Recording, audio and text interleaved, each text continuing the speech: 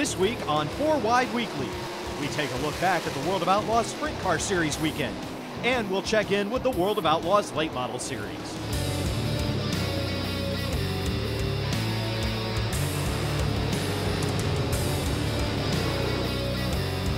The World of Outlaws Sprint Car Series took to the high banks of Paducah International Raceway on Friday. The early going in this one featured a three-way battle for the lead between Joey Saldana, Chad Kemenaugh, and Jeff Dodge.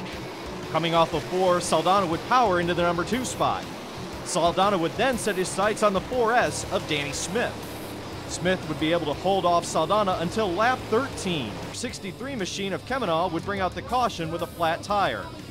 That would set up a lap 13 restart, and Saldana would not be kept in second place for long, powering his way up into the lead. The fastest car in the second half of the race was Sammy Swindell, working his way up to the number 3 spot with just 2 laps to go. No one would have anything for Saldana as he gets his second win of the season. Danny Smith finishes second, Sammy Swindell would finish third, Kerry Madsen fourth, and Steve Kinzer round out the top 5.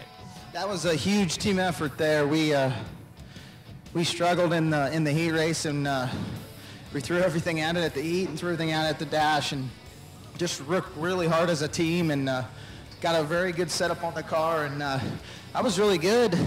I just didn't want to push the issue with Danny because I knew he didn't know I was on the outside. 3 and 4, I was really good on the outside, and just once it got into that rubber deal, I was just trying not to make a mistake and finish the race. So when it counted and our car was fast, it was fast. Rain would force a postponement to the event at the Federated Auto Parts Speedway at I-55.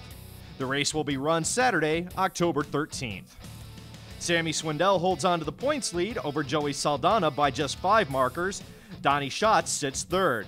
Craig and Steve Kinzer hold down the 4th and 5th spots. Jason Sides sits 6th.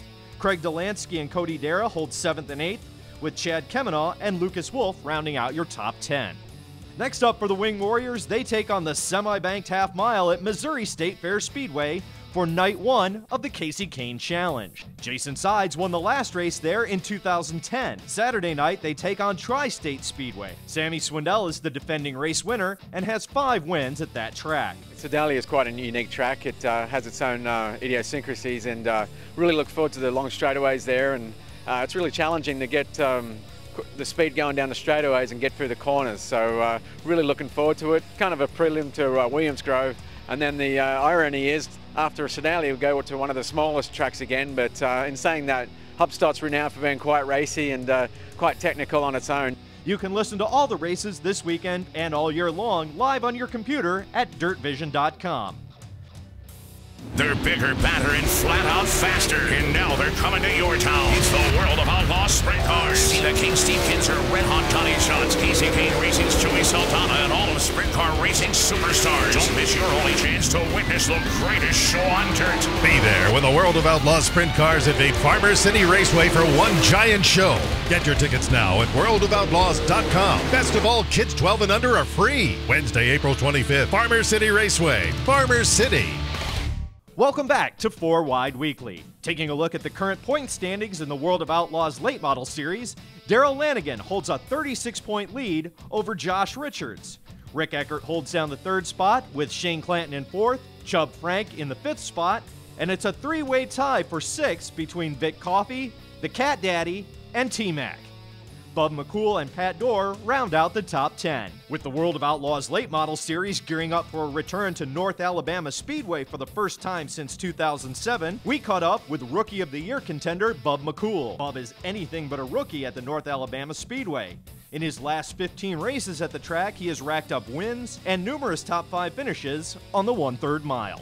Well, it's kind of one of them little paperclip tight bull rings, and racing's usually pretty good there. You know, you can run 2 or 3 wide, and it's kind of unique. You know, it's usually right around the top most of the time, and then feature race time it cleans up and you can race all over it. And I mean, we run pretty good there.